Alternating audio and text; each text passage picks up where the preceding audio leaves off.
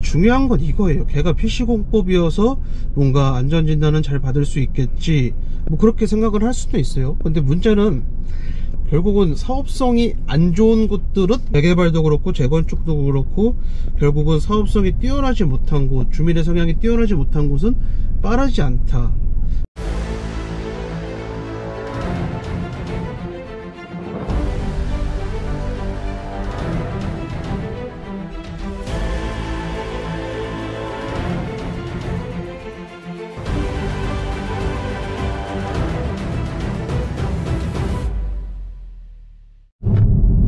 안녕하세요, 성형파파입니다. 안녕하세요, 탱카맨입니다. 저희는 오랜만에 노원구, 그것도 이제 중계동 은행사거리에 나와 있습니다. 네, 그렇습니다. 자, 여기서 우회전을 하면 은행사거리죠. 네. 그리고 오늘 와야 될 곳은 중계주공 5단지 네, 그렇습니다. 아파트예요. 네. 그래서 중계주공 5단지 아파트에 나와 있는데, 이제 중계주공 시리즈들이 90년대 아파트들이고, 그리고 이제 지금 현재 80년대 아파트인 그 상계주공 아파트들이 재건축 진행을 하고 있죠. 네. 지금 왼쪽에는 4단지, 그리고 오른쪽에는 이제 5단지인데, 네, 그렇습니다. 상계주공 80년대 창동주공 아파트들이 재건축 진행을 하면서 가격이 많이 올랐어요. 그런데 네. 이제 중요한 건 같은 그 노원구내에 있으면서 네. 중계 택지개발지구에 있는 아파트들도 그 가격을 많이 추종을 해서 똑같이 올라 버렸죠. 그래서 네. 이제 80년대 재건축 예정인 아파트 투자해서 이제 수익을 내고, 그리고 네. 그 다음 이제 90년대 아파트로 갈아타실 분들이 생각이 지금 이제 많아지는 타이밍이죠. 왜냐면 90년대 아파트들도 똑같이 올라버렸기 때문에 네, 지금 그렇죠. 그런 상황이고, 어쨌든 그 중계 택지개발 지구 내 여러 재건축 예정인 단지들이 있는데, 네. 그 핵심 단지 중에 하나인 중계주공 5단지 지금 단지 내에 들어와 있습니다. 네. 지금 현재 동북선 공사가 한창 진행 중이고, 네. 은행사거리에서 가까운 아파트죠. 그러면서 지금 재건축 예정이고, 근데 문제는 주민들이 재건축을 빠르게 좀 진행을 해서 뭐랄까 단계별 피를 좀 빨리 먹으면 좋겠는데, 지금 현재 주민들은 그렇게 빠르게 진행을 하고 있지 않아요. 그리고 제가 봤을 때는 애초에 그 자녀 교육 때문에 온 수요가 훨씬 더 여긴 많거든요. 네. 그래서 재건축보다는 실거주에 관심이 있어서 이제 오신 분들이 대부분이어서 아무래도 재건축 뭔가 좀 진행을 하겠다, 이제 그런 생각이 그렇게 크게 없으신 것 같아요. 네, 그렇습니다. 그러긴 하지만 그래도 만약에 상계주공 단지들이 하나둘씩 정밀안전진단 있죠? 이런 것들이 통과되기 시작하면은 이 세대도 계속 바뀌거든요. 재건축을 네, 그렇죠. 희망하던 세대들로. 그렇게 되면서 중계주공 쪽 라인들도 기대를 할 건데, 그렇다면은 투자자들이 입장에서 지금 가장 많이 기대하는 것들은 이런 것일 것입니다. 그러니까는 과연 중계주공 아파트들 중에서 빠르게 정밀 안전진단까지 통과할 수 있는 것들은 어떤 것들이 있을까요? 해서 PC공법에 의해서 지어진 아파트들을 거론하시는 그런 분들도 계시더라고요. 그것에 대해서 서강파파님은 어떤 관점이신지. 네, 물론 이제 이 전두환 정권 때 네. 많이 활용했던 PC공법, 네. 그걸로 인해서 이제 가장 수혜를 받던 이 노원구 내에서 이 단지는 아무래도 이제 상계주공 8단지 아파트가 되겠죠. 실제로 네. 이제 뭐 빠르게 다른 상계주공 시리즈들에 비해서 빠르게 재건축이 진행이 됐고, 네. 그런 상황인데, 중요한 건 이거예요. 걔가 PC공법이어서 뭔가 안전진단은 잘 받을 수 있겠지, 뭐 그렇게 생각을 할 수도 있어요. 근데 문제는 결국은 사업성이 안 좋은 곳들은 재개발도 그렇고 재건축도 그렇고 결국은 사업성이 뛰어나지 못한 곳, 주민의 성향이 뛰어나지 못한 곳은 빠르지 않다. 만약에 PC공법 한 단지가 있는데 그 단지가 재건축 사업성이 극강으로 나쁜 단지라면 과연 걔네가 안전진단 이후에 빠르게 진행이 될 것인가? 저는 그렇게 보지 않거든요. 그러면 투자자 입장에서도 안전진단 피만 먹으러 들어갔다가 물릴 수도 있어요, 의외로. 예, 그런 게 소문이 나버리면은. 네. 그래도 그 상계주공 8단지라든지 뭐 도봉 4만 아파트라든지 뭐 이런 아파트들이 정밀 안전진단 통과하고 재건축이 진행되고 있고, 이런 것들이 아무래도 PC공법이다라고 생각을 하시는 분들도 계실 것 같은데, 저희 생각은 일단 다릅니다. 둘 다 이제 네. 공통점이 뭐예요? 일단은 거점 내에 있잖아요. 네. 거점 내에 있고 서울시 도시계획 원본을 보더라도 그 해당 바운더리에 배후 주거지 개발을 왕성하게 하겠다는 그런 원문의 내용도 있고, 그런데 잘 안 되는 곳, 잘 안 되는 지역에도, 그러니까 인허가가 잘 안 나오는 지역에도 PC공법으로 지은 아파트들이 있어요. 근데 인허가가 잘 안 나오고 있죠. 네. 그래서 저희가 봤을 땐 PC공법 자체가 물론 중요도 할 수도 있는데, 더 중요한 것은 거점 개발지. 근데 상계동이나 중계동이나 저희가 주목하는 것은 이 택지 개발 지구 자체가 거점 개발지라는 것입니다. 네, 맞아요. 네. 그래서 이제 상계 택지 개발 지구 사업이 잘 진행이 되고 있고, 과거에는 이 중계동 은행사거리에 있는 아파트들의 시세가 상당히 좋았죠. 어디에 비해서? 상계동에 비해서. 그런데 지금 어때요? 상계동에 있는 아파트, 재건축 시작하는 아파트들의 시세가 오히려 더 많이 올랐습니다. 근데 제가 드리고 싶은 말씀은, 결국은 현수막 달고 재건축 진행하면은 이 중개주공 아파트들의 시세도 만만치 않게 오를 가능성이 높거든요.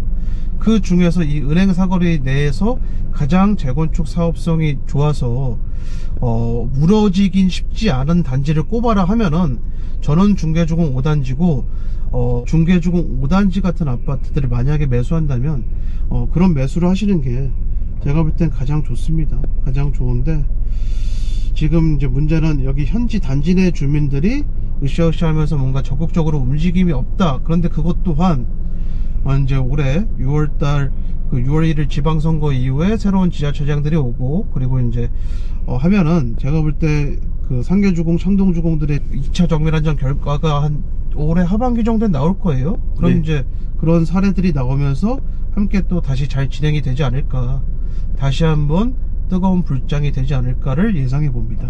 네, 그렇습니다. 뭐 이 불장이라고 하는 게 전체적인 시장이 불장이 아니라 재건축 시장 중에서도 특정 거점에 한정해서 그 불장이기 때문에 이거를 명확하게 아셔야 돼요. 그러니까는 저희가 뭐 이렇게 얘기했다고 해서 아파트 전체가 상승으로 이렇게 이어질 것이다, 그렇게 생각하시면 안 되고요. 우리는 언제까지나 위기 그런 시장 속에서 자산 시장이 계속 붕괴되고 있잖아요. 여러 종목에서. 그렇기 때문에 그 점을 기본적으로 유의를 해야 됩니다. 지금 고금리 시대라는 거를 잊지 마시고요. 그 다음에 저희가 다음에 갈 곳은 어디죠? 자, 이제 월계동 네. 지역, 네. 월계 택지개발지구 내에 있는 월계주공 2단지를 가서 네. 월계주공 2단지에 관한 얘기를 좀 나눠보죠. 네. 그러면은 다음 행선지로 이동하겠습니다.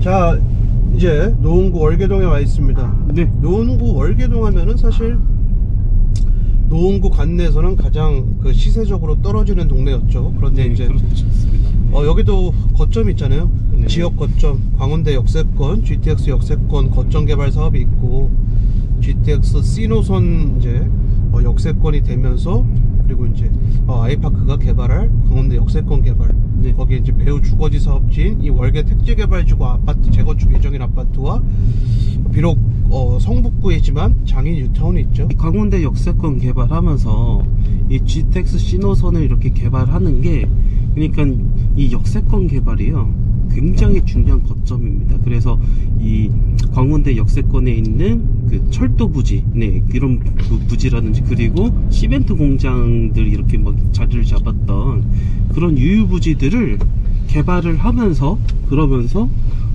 역세권을 중심으로 집약된 거점 시설을 계속 보급을 할 예정이죠. 아까 중계주공 네. 5단지에서 설명을 좀 안 드렸는데, 네. 중계주공 5단지가 있는 곳이 중계택지개발지구이면서 지금 현재는 네. 역세권이 아니지만 앞으로 동북선 역세권이 될 예정이니까, 차후에 재건축할 경우 역세권 택지개발지구 아파트이기 때문에 네. 준주거지역 용도 변경을 받은 후 주상복합 사업을 할 가능성도 있어요. 근데 네, 그렇죠. 네. 여기도 월계 택지개발지구죠. 네. 그러면서 역세권 아니지만 동북선 역세권이 될 예정이어서, 네. 그렇죠. 그러면 네. 여기도 준주거 지역에 대한 인센티브 플러스 네. 월계주공 1단지가 임대아파트잖아요. 네.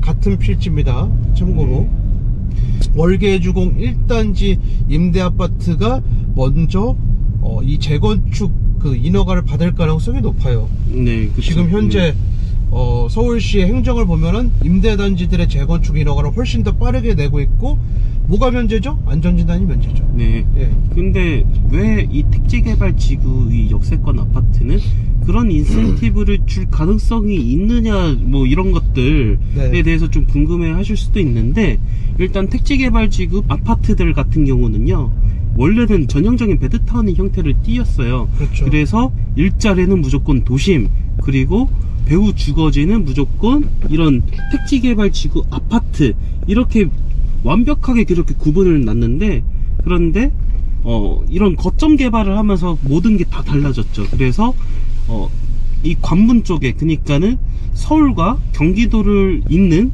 그런 지점에 일자리 사업을 보급을 한다. 그렇게 해서 광역 중심지 해서 창동상계 개발을 지금 현재 하고 있는데, 아무튼 이런 거점 개발지가 이렇게 되면서 기존의 택지 개발지구 아파트가 저이용 부지가 되었다는 거죠. 네, 맞습니다. 네. 그래서 관문에다가 양질의 일자리를 마련하겠다. 그 일자리가 진짜 퀄리티 높은 일자리인지는 우리 돈 버는 데는 아무런 상관이 없어요. 네. 서울시가 그렇게 권력자가 그렇게 인식을 하고 있고 인허가를 그렇게 낸다면 결국은 투자자들은 몰려온다. 그게 이제 네. 핵심인데, 일자리만 만들겠어요? 상권도 만들어야죠. 근데 역세권의 상권을 보통 만들죠. 네. 근데 이런 관문 입지들은 기본적으로 베드타운이기 때문에 상권을 새롭게 세팅할 땅이 없어요. 그럼 이제 네. 어떻게 해야 되죠? 아파트 개발과 동시에 상권을 해결할 수 있는 방법이 뭐예요? 주상복합 아파트 만드는 건데, 네, 그쵸. 주복합은 1, 2, 3종 주거지역엔 지을 수 없는 유형입니다. 시장 같은 특별한 경우가 아니면은. 네. 그러면 이제 준주거지역이나 상업지역으로 용도를 변경을 해줘야 된다. 그러면 뭐가 좋아지죠? 사업성이 좋아져요. 재건축 사업성이. 네, 그 바탕이 된 게 사실 그 여의도 시범 아파트 그 단지들, 그쪽도 거점이죠. 여의도라는 그 국제금융 그 거점, 그러기 때문에 거기에 있는 택지개발지구에 있는 아파트도 상업지역으로 종사형해서, 왜 그러겠어요? 그냥 아파트만 짓는 것이 아니라 그 아파트가 있던 땅에 국제금융을 서포트할 만한 보조 일자리와 그리고 서브 상권들, 그렇게 같이 세팅을 해야 되기 때문에 상업지역으로 하는 거지, 이게 여의도가 입지가 좋으니까 이제 전폭적으로 서울시가 상업지역이나 준주거지역으로 종사형한다, 이건 너무 과장된 해석이에요. 입지는 사실 서울시장이 개발을 통해서 만드는 거기 때문에, 네. 입지가 좋은 데를 개발하는 게 아니라 네. 개발을 해서 입지가 좋아지는 거죠. 네, 예, 그렇습니다. 앞뒤가 좀 다른 거여서. 네.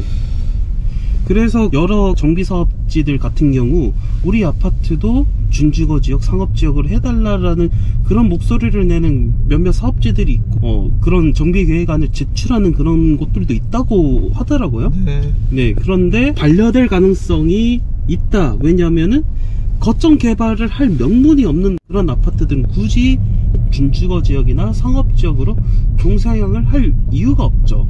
그런데 여기는 더구나 택지개발지구이면서 강원대 역세권 개발이라는 확실한 거점이 있기 때문에, 그러기 때문에 비록 한정거장 차이긴 하지만요, 그러기 때문에 오히려 더 그 부족한 그 기반 시설들을 닦아야 되기 때문에요, 여기 주변에 보시면은 학교 외에는 이렇다 할 좋은 상권이 없어요. 좋은 네. 상권이 없기 때문에 역세권 주변으로 해서 인프라 세팅을 당연히 할 수밖에 없죠. 네, 맞습니다. 그래서 네. 첫 번째로 강조드리고 싶은 점은, 여기 네. 이제 이 천을 넘으면은, 네. 이 우이천이 굉장히 중요한 천인데, 천을 넘으면 번동입니다. 강북구 번동. 근데 네. 이 번동도 택지개발 사업지고, 결국 이 번동주공도 재건축이 잘 될 거예요. 지금 잘 진행이 되고 있고, 네. 월계주공 2단지도 재건축이 잘 될 가능성이 높은데, 임대단지 1단지 덕분에 인허가는 더 잘 받을 것이다. 아마 행정정책으로 더 잘 받을 것인데, 네. 역세권 택지개발지구이기 때문에 지금 현재 3종 주거지역인 월계주공 2단지 이 3종으로 자체적으로만 재건축 사업을 하더라도 사업성이 굉장히 좋습니다. 근데 네. 준주거 혜택을 본다면 더 좋아지겠죠. 그래서 네. 월계주공 2단지 주민들은 제가 볼 때는 주눅 들어서 아무것도 안 할 이유는 없어요. 번동주공이 하는 걸 따라할 이유도 없어요. 먼저 치고 나가서 리딩을 해야 돼요. 제 생각에 그렇거든요. 그래서 네. 먼저 현수막 달아버리고 리딩을 하면 상당히 좋을 겁니다. 네, 이거는 사실 재건축 예정 아파트를 매수한 모든 사람들한테 포함되는 예, 겁니다. 포함되는 네. 거예요. 네. 상계주공 1단지가 입지는 떨어지지만 먼저 치고 나가서 리딩을 하기 때문에 피가 잘 붙잖아요 지금. 네. 예. 이게 투자자들은 얼마나 빠른 속도로 사업을 추진하는지 그거를 따지기 때문에 우리가 뭐 실거주하면서 뭐 실거주하기 편한 쪽으로 대충 알아서 몰려올 거야, 그거 절대로 아니고요. 이 시세는 다시 한번 강조하지만 투자자들이 올리는 겁니다. 그걸 네. 명심하셔야 됩니다. 그래서 적극적으로 움직이셔서 정비 사업을 추진하고 막히는 게 있으면은 그 서집달이랑 카페에 그런 게시판들이 활성화가 돼 있거든요. 그런 게시판을 적극 활용하시면은 될 것 같습니다. 자, 여기까지 하는 걸로 하겠습니다. 감사합니다. 감사합니다.